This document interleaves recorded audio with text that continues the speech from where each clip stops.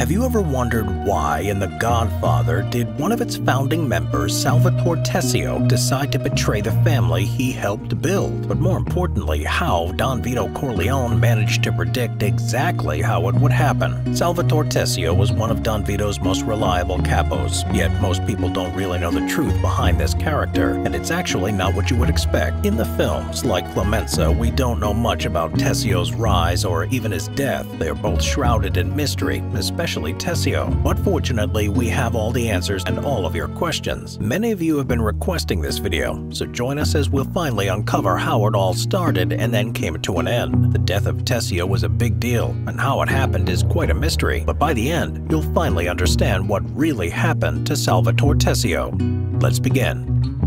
Born in Sicily in the late 1890s, Salvatore Tessio grew up in the rough streets of New York. Like many of his later associates, staying on the straight and narrow was not something Tessio was interested in doing. Therefore, from an early age, he had entered the criminal underworld. Slowly, he built his reputation and became known as someone both savvy and dangerous, building some very useful connections throughout the city from early on. Soon, he would be introduced to fellow Sicilian and ambitious gangster Peter Clemenza, in which would go on to work with for years to come. One of the most useful connections he had built was with Agostino Coppola, who he then introduced to Clemenza. Agostino Coppola was a gunsmith who worked as a black market supplier to the local gangsters and other criminal organizations, and this would become very useful in the years to come. As you know, it was through Clemenza Tessio would eventually meet Vito Corleone, who would soon slowly rise together, becoming quite an effective team. But as they were growing quite exponentially, they gained more and more attention, but it was not the kind of attention or notoriety that they actually wanted. I'm sure by now you're all familiar with Don Fanucci, the local Don who extorted both legitimate and illegitimate businesses as he wished. He was seen as unstoppable, and merely the thought of defying this tyrant was simply unimaginable, and those who tried suffered dearly. So there was no one that was crazy to try to defy the Don. Don Fanucci's plan to rule by fear seemed to have worked. The terror that was associated with his name protected him from any disobedience or revenge. But unfortunately for him, his reign was coming to an end. Someone had seen through his facade and was not as terrified as the others. And, well, I'm sure you all remember what happened next. But what I want to bring to your attention, something that maybe most of us wouldn't have noticed, is a brief exchange between the three men. Take a look. Ma come fai tu a fare giudicare di me?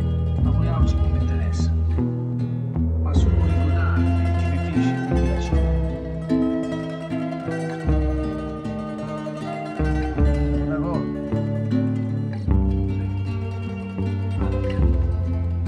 It's also quite interesting that Tessio was first to agree to Vito's somewhat insane yet ambitious plan, not Clemenza. It gives us a little more insight on why Tessio was actually more ruthless than Clemenza in his early years.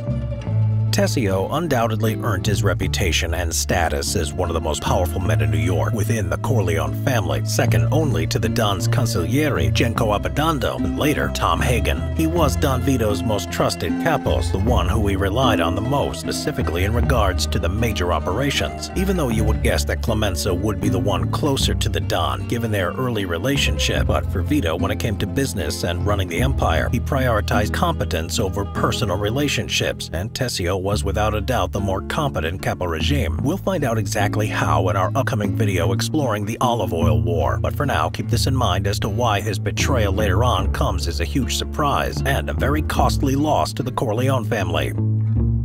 Just to give you some context and get an idea on how truly significant Tessio was to the Corleone family, it was actually Tessio himself who went and executed Don Mariposa, bringing an end to the olive oil wars, therefore allowing Don Vito to crown himself as the most powerful Mafia Don in the country. And as we mentioned earlier, it's also thanks to Tessio's connection to Agostino Coppola, the Corleone family was just as, or even more equipped than their enemies. Now, the olive oil war was quite complex, so this is just a hint into what you can expect. The olive oil war video is coming soon, and we can't wait to share it with you. So if you want to be notified first as soon as it's released, be sure to subscribe. Without getting into too much detail, it's going to be quite an interesting time for this channel and community.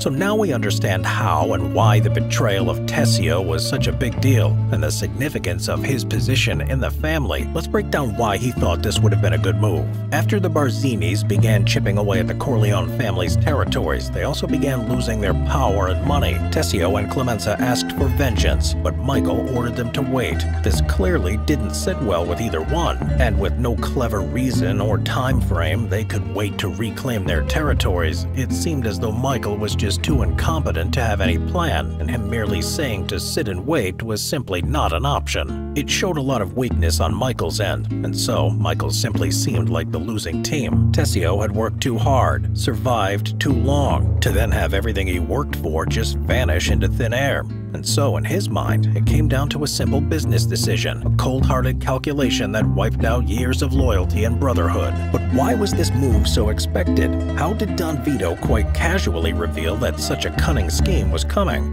pretty much predicting exactly how it would happen? Well, it all comes down to human nature, particularly of those in that ruthless world. This is actually something the Florentine philosopher and diplomat Niccolò Machiavelli, the real godfather behind the philosophy of the Mafia, actually answered in his iconic book, The Prince. In fact, he would have also predicted that Michael was without a doubt going to be betrayed by his men, due to a simple fact: Michael at the time was simply not feared. He states, "It's much safer to be feared than loved, because love is preserved by the link of obligation, which, owing to the baseness of men, is broken at every opportunity for their advantage. But fear preserves you by a dread of punishment which never fails." But it goes a bit deeper than the simple idea that it is better to be feared than loved if one cannot be both. So let me explain. Machiavelli also discusses some of the darker aspects of human nature, which are prevalent in the criminal underworld but also across a variety of competitive fields. In general, men are ungrateful, fickle, false, cowardly, covetous, dissimulating, hungry for profit, and quick to evade danger. As long as you succeed and do them good, they are devoted to you entirely. They will offer you their blood, property, life, and children, but only when danger is far distant. When danger approaches, they turn against you. And this perfectly encapsulates this scenario. A founding member of the Corleone family, someone who had an integral role in building the empire, but furthermore, someone with a personal connection to Michael and the family, and who seemed to genuinely love Michael, yet simply did not fear him and thought he could winter the storm and face whatever consequences came with it. Therefore, as Machiavelli states, as soon as danger approaches, he would turn against him, and that's exactly what happened. And this is why Michael was ready for him. Don Vito understood the game and had a thorough understanding of human nature and saw this betrayal coming from a mile away. He was a realist and knew his son's position on the chessboard, understanding the vulnerability of his position and where and how his enemies would strike. In the criminal underworld, people's loyalties and priorities will always be held above anything else, but that's only until they find a better opportunity. But that's not to say it was always a guarantee that he assumed his men would betray him. In fact, in the novel, the Don states that he would swear that neither Tessio nor Clemenza would betray him. However, still had both Clemenza's and Tessio's phone records handed to him. In the world of the Mafia, where loyalty to the Don is only held through fear, in addition to the fact they know they will benefit from the power, security, and most importantly, the money that obeying the Don gives them, when these things are taken away, slowly the loyalty they had built erodes away. Therefore, fear forces them to stay in line and not dare to break this somewhat delicate structure. But if one gets out of line, it risks the entire structure to collapse, hence why the repercussions were so drastic, and is why Michael becomes so ruthless. But here's where it gets sticky. If they're seen to be too much of a tyrant, their subordinates will also revolt. But if they are too weak, they will also be risking betrayal. Furthermore, if they find someone else more powerful or greed reaches the point that they think they could overthrow the Don and take over, they will definitely do so. It is then usually justified as not being personal, rather strictly business. Tell Mike it was only business. I always liked him. So, it's extremely difficult staying in power in that world, as only the strongest survive. Vito read the signs from early on, but especially after seeing how Tessio and Clemenza were receiving Michael as the acting Don, and how after years of stability they were now looking to move away from the family and start their own. It was clear that they were not going to extend the same loyalty they had for him down to his son.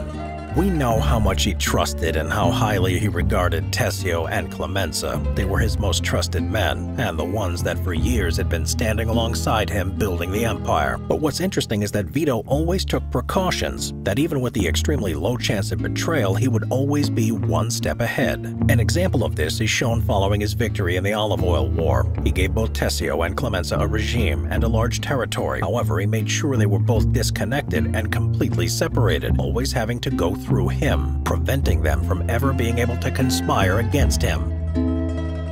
But what was in it for Tessio? What was the deal Barzini made that Tessio simply could not refuse? Well, here's where it gets even more dramatic. A lot of people question whether Barzini was the one who had approached Tessio, similar to how he did with Paulie or even Carlo. Although we don't know for certain who approached who, it wouldn't be very likely that a man as cunning as Barzini would risk approaching someone as high-ranking as Tessio, therefore risking exposing his plot. That's unless he had some concrete evidence to suggest that Tessio truly was set on betraying the Corleone family, especially that Don Vito tried to fool Sollozzo and Bruno Tattaglia in a similar way with Luca Brasi. And even if we look at his body language at the funeral, the surprise on Barzini's face is quite evident. And if we then have a look at Tessio's body language and tone of voice, it would seem highly unlikely that Tessio himself went directly to Barzini, who was already stealing most of his territory with a deal in which he would. So what was in it for Tessio? Well, the remains of the Corleone Empire would have been enough for really anyone, especially if the alternative is collapsing with an already dying empire. But what Tessio didn't know was that after Barzini took care of Michael and all the other Corleone loyalists, he would be next. Think about it. If a man is willing to betray the family he helped build, is he someone you can guarantee won't do the same or probably worse to you? Can he be more loyal to you in the long run even though you were once sworn enemies? Of course not. So once he had used Tessio as a pawn, he would crush him once and for all. But Tessio was oblivious to this fact, or maybe he had his own plans. Who knows? Now let's briefly look into how it was going to happen. At Don Corleone's funeral, Tessio arranged for Michael's assassination at a peace summit set up by Emilio Barzini, who by now had become the most powerful Don in New York. The summit was to be held on Tessio's territory in Brooklyn, where Michael would supposedly be safe. Now, we don't know exactly how the assassination was going to take place. All we know that it was going to be in Tessio's territory. Now, this could mean on the way there, or even Red Wedding style during the meeting. But by the way we see Tessio react when he is told that Michael is not going to be in the car with him, rather in a separate car, and that he should go ahead, he definitely had something quite elaborate up his sleeve. Problem is, we'll never know, as Michael was ready for him. Up until this point, Tessio had played the game quite perfectly, and here's why. In the first meeting with Michael in charge, Tessio did use Law 3 of the 48 Laws of Power, well, quite perfectly. He let Clemenza do most of the talking, telling Michael and the Don what he really thought, yet not coming across as too discerned. Have a look. Forgive me, Godfather, but with you gone, me and Pete will come under Barzini's thumb sooner or later. And I hate that goddamn Barzini. Give me a chance to recruit some new men. No. Don Corleone, you once said that the day would come when Tessio and me could form our own family. Till today, I would never think of it. I must ask your permission. And the cherry on top was that final little handshake before he left, while Clemenza had already stormed off. A revolt felt quite imminent, but it was not quite obvious who it would be. As agreed upon during Vito's funeral, the day had finally come. However, things don't go to plan for poor Tessio. In fact, it was a really bad day for all of Michael Corleone's enemies. As Tessio and Hagen were preparing to attend the summit, Willie Cicci told him that Michael was coming in a separate car. Tessio was visibly upset, saying that it threw off his so-called arrangements. Hagen says he can't come along either, while Cicci and several of Clemenza's men surround Tessio. Finally, he understands. Michael has found out about his treachery. Tessio asks Tom to tell Michael that it was only business, and he always liked him, and is driven away, never to be seen again. Still wanting to cash in any compassion or sense of brotherhood he had left, Tessio then asks Tom if he could get him off the hook for the old time's sake. Tom regretfully rejected his appeal, although in the novel it was actually Tom who asks Michael when they conclude that Tessio was the traitor. We never do get to see in the films or in the main novel. However, we do get a glimpse of what happened in the later novels. Willie Cicci and a few other Corleone men drive to Tessio's Two Toms, his very own social club, where Tessio and his traitorous men were executed by his former protege, Nick Garacci, while Al Neri looked on. Don. Tessio and his dead co-conspirators were then brought to an abandoned gas station on Staten Island, in what was known to be Barzini territory. Therefore, his death was attributed to the Barzini family. Tessio's wife and his children were provided for by the Corleones after his death. Tessio lived quite an eventful life, rising from a low-level hustler to a capo regime and the most powerful crime family the United States had ever seen. He was an incredible leader, a gifted war general with many victories under his belt. He lived a long life where he managed to consistently win in the game of power, out-strategizing and really outliving many of his contemporaries, which was quite an achievement. Yet his biggest mistake was once again, like many, underestimating a Corleone. But what do you think of the legendary capo? Do you think he had a point? Was his actions justified, or was Michael too naive to think he would be accepted as Don? I'm curious about what you have to say, so let's discuss it in the comments. It's very likely that Salvatore Tessio could be based on mobster Gaspar di Gregorio, who was one of Joseph Bonanno's closest associates, but later sided against him during the Banana War in the 1960s. If you enjoyed this video, click on this video next. Thanks for watching, and thank you for being part of the Culture Mafia.